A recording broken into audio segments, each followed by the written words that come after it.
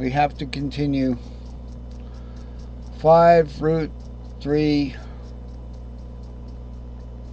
5 root 3, 5, rather. What, first of all, which box is this?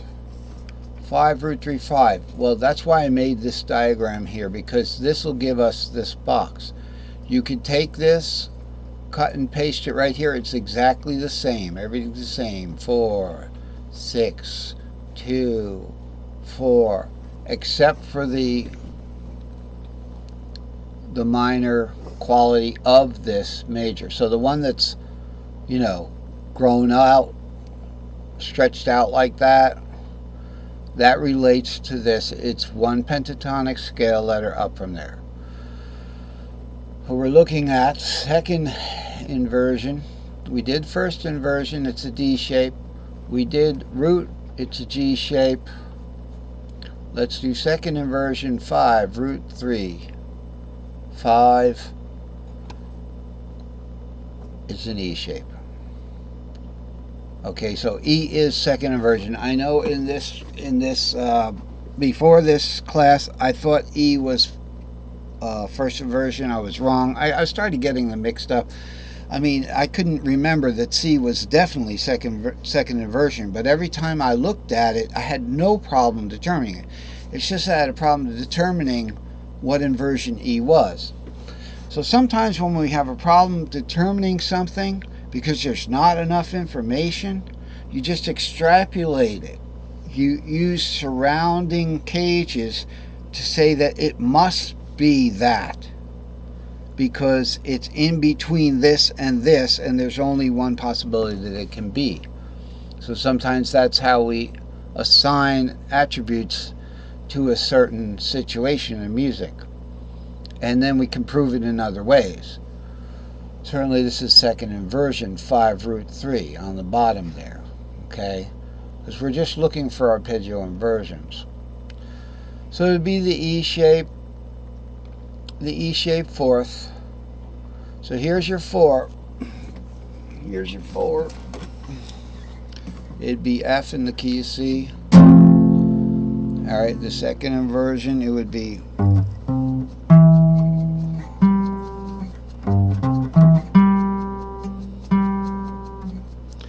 alright. Now the fingered part of this E4,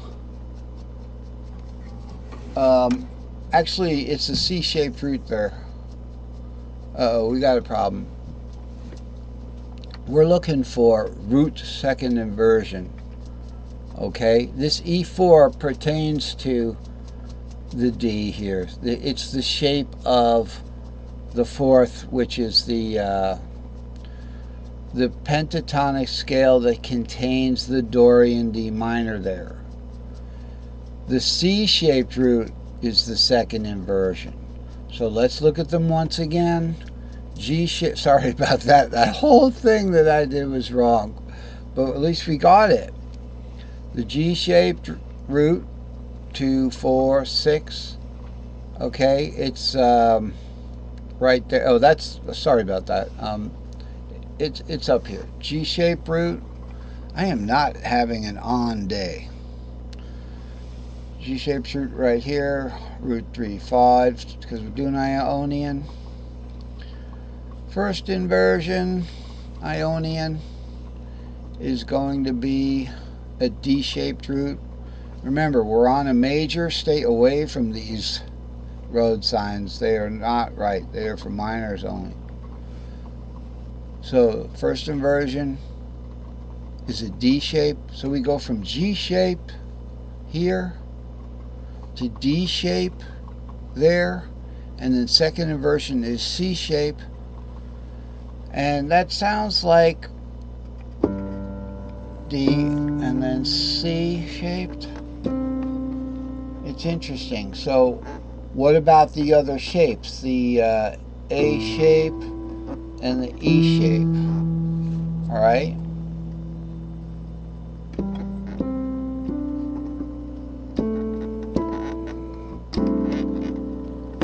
The A shape and the E shape. Well, let's look. We don't have to be ignorant. Let's find first the A shape. So we have the G shape right here, root 3, 5, root. All right, now we want to find the A shape, root. It's right here. Okay, our next door. Remember, cage goes up when you're going down the fretboard. So this guy right here shares a cage with this A shape. So it's going down one cage shape. Remember, cage shapes aren't like 2 bricks. They're like 3 bricks. Okay? 2 and then 1 on top that shares half of each of the other 2. And then it's superimposed down. So very next half of a cage over, which is the A cage. What do we got? 5 root 3. So that's second inversion. Now let's look here. You have the G, right? It goes root 3, 5, and then we go to the A cage, which is the next one down. And where is our, here's the extremes. They're sharing the same thing. As you know, G shares that bar that you put the G on is actually the fingered notes of the A. But down here, lesser known, going on here is a second inversion. All right, so the first, one cage over from root is second inversion. It does. I don't see any great explanation there. The other cage that we have to cover is the E cage. Let's find it. Right there. Here's E root. Now notice this one isn't even this one isn't even arpeggiable. So look, the G cage is arpeggiable, root 3, 5. Okay, the D cage is, where's our D cage? Right here. It's arpeggiable. It's arguably arpeggiable. Okay. Okay, this is not in the D cage, so it is arpeggiable. 3, 5, root.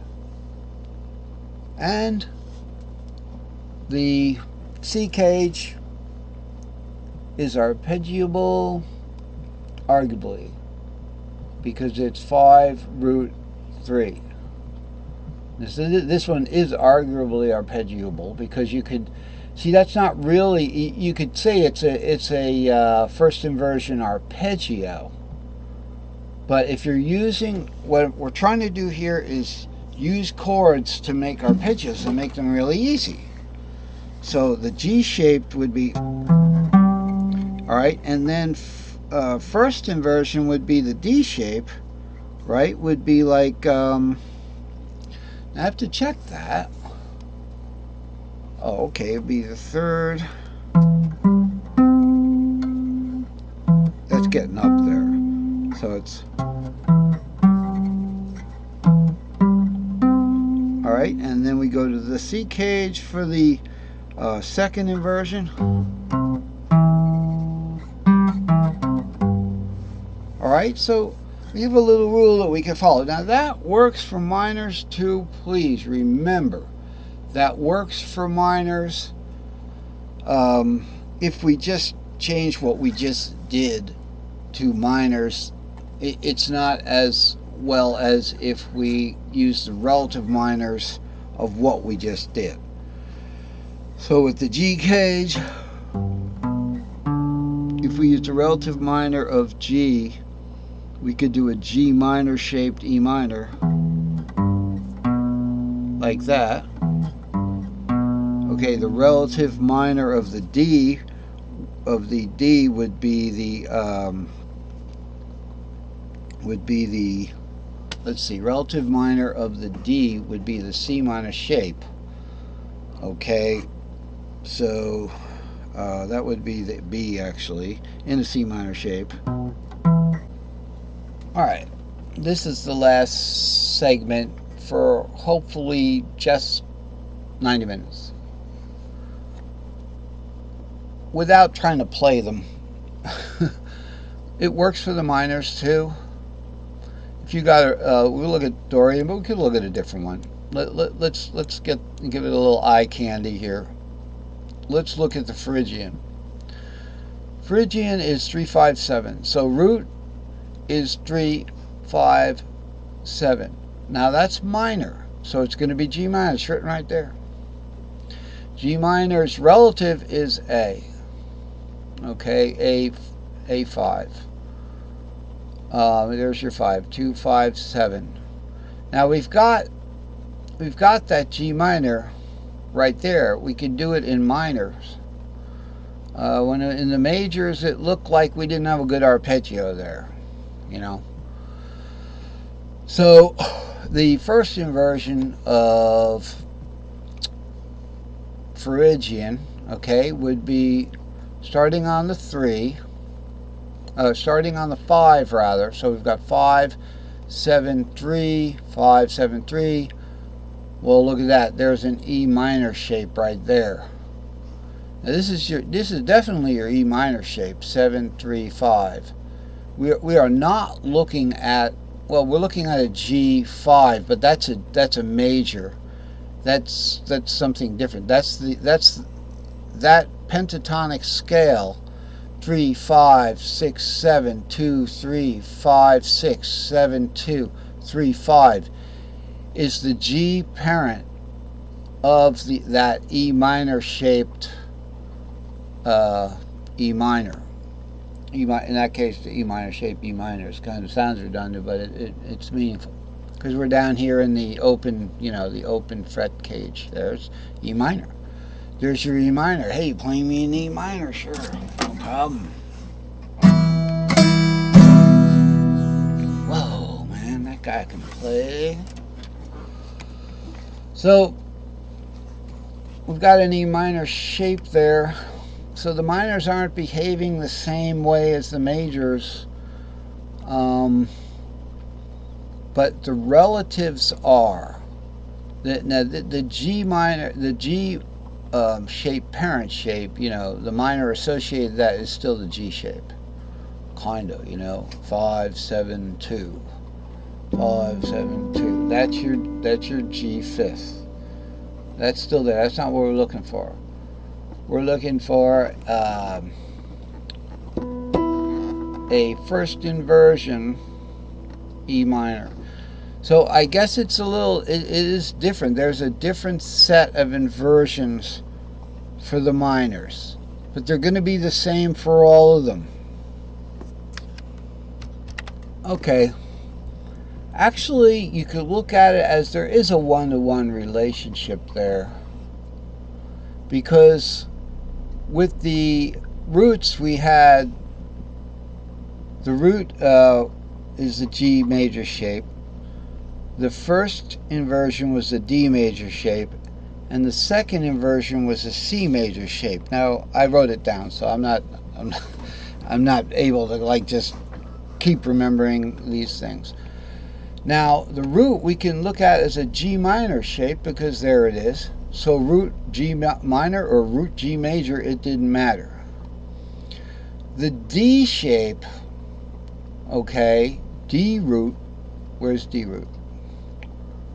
There's right there. Okay, D root shape is the first inversion. All right. So the D minor shape could also be the first inversion. And here it is. 3-5-7, first inversion is 5-7-3. Over here, 5-7-3, D minor. So it actually is a one-to-one relationship between major and minor. Okay. To go out of key, I don't like to go out of key. I mean, you simply go here. Here's D. Here's G major, C, right? G major shape C.